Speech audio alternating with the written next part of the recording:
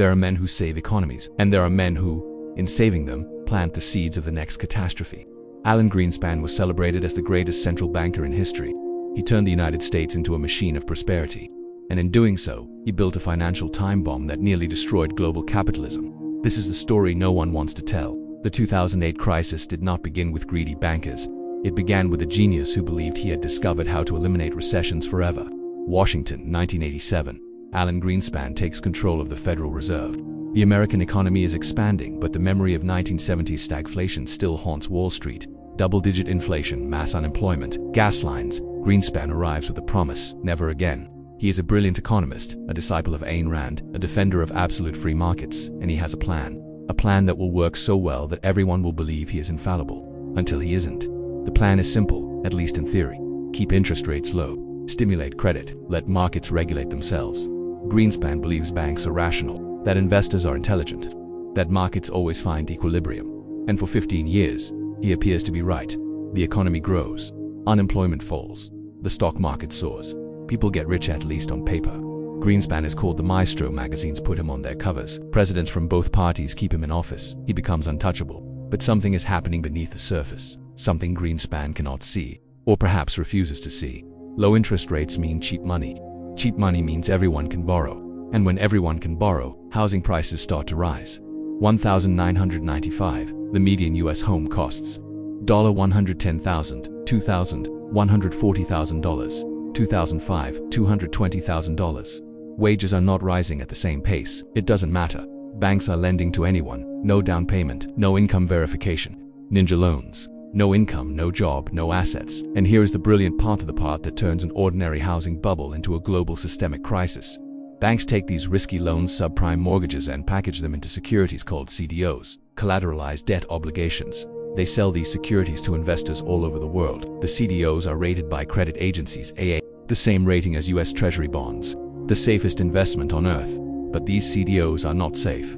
They are loans made to people who should never have received loans, packaged into financial products no one truly understands, and everyone is buying them. Wall Street creates another product, the CDS credit default swap. It is essentially insurance against CDO defaults. If the CDO fails, the CDS pays out. Sounds prudent. But here's the problem. You don't need to own the CDO to buy the insurance. It's like taking out a life insurance policy on your neighbor's house and then hoping it burns down. Banks and hedge funds begin betting billions against CDOs while others bet in favor of them. The financial system becomes a massive casino. And Alan Greenspan, he sees all of this and says, the market will regulate itself. 2004, the Federal Reserve begins slowly raising interest rates. Cheap money is ending. People with adjustable rate mortgages see their monthly payments double, then triple. 2006, housing prices stop rising. 2007, they begin to fall. Suddenly, millions of Americans owe more on their homes than the homes are worth. They stop paying. Banks foreclose, the housing market collapses. And those CDOs, the AAA-rated securities sold to the entire world, they begin to default. March 2008, Bear Stearns, one of the largest investment banks in the United States, collapses. It is sold for $2 per share. Months earlier, it was worth $170. September 2008, Lehman Brothers files for bankruptcy. 158 years of history. 25,000 employees, gone in a single weekend. AIG, the world's largest insurance company, is on the verge of collapse. It sold trillions of dollars in CDS contracts. It doesn't have the money to pay. The US government intervenes. $182 billion in bailouts, but the damage is already done. The crisis spreads. Banks collapse around the world. Ireland, Greece, Spain, credit disappears. Companies can't pay wages. People lose jobs, homes, and lifetime savings. 2008 to 2009, the global economy contracts for the first time since the Great Depression. 9 million Americans lose their homes.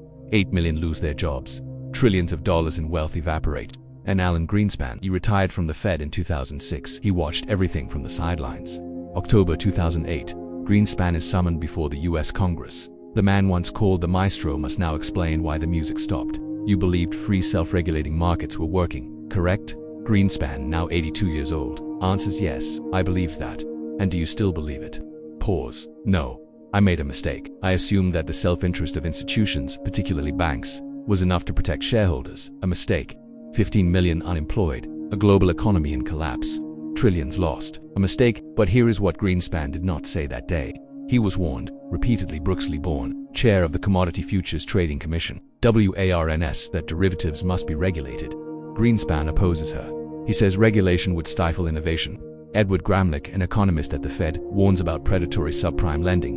Greenspan ignores him. Raghuram Rajan presents a paper warning that the financial system is more dangerous than ever. He is mocked at the conference. Greenspan saw the signs. He chose not to act. Why? Why would such a brilliant man allow this to happen? Because he believed. He genuinely believed in free market ideology. He believed individual greed, channeled through markets, would produce the best outcome for everyone. He believed bankers would protect their own interests by acting prudently. He was wrong. Bankers did not protect their long-term interests, they maximized short-term bonuses.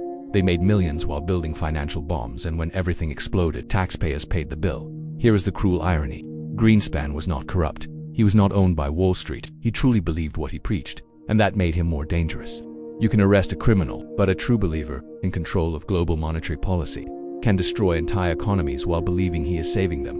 Greenspan built a machine of cheap credit, deregulation, and blind faith in markets. The machine worked perfectly for years, until it didn't. 2008 was not just a financial crisis, it was a crisis of belief. We believed experts knew what they were doing. We believed markets always self-correct. We believed growth could last forever. All of those beliefs were wrong, and the consequences remain with us today. Inequality exploded. The middle class was devastated. Trust in institutions collapsed.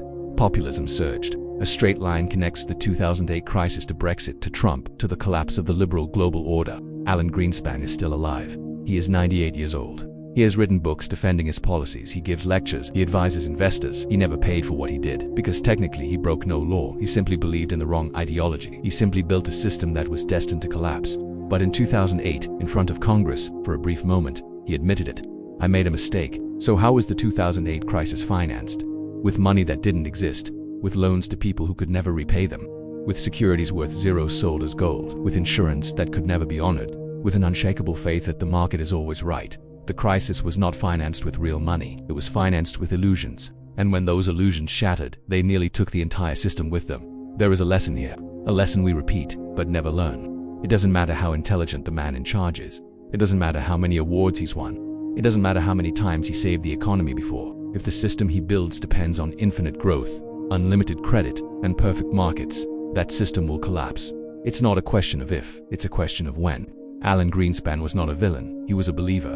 And that is the most frightening story of all, because it means the next crisis will not come from criminals. It will come from well-intentioned, brilliant people convinced they have defeated economic gravity. And when they are wrong, and they will be, we will all pay the price. The machine Greenspan built saved the American economy from recessions for 15 years, and then nearly destroyed global capitalism. He lived long enough to see every consequence of his genius, and the question he carries to this day is the question we should all carry. If you build a machine that can only stop by braking, and you know that warning won't matter, do you warn anyway? Some did, they were ignored, and 15 million unemployed later, the machine finally stopped. But the cost of turning it off was almost everything.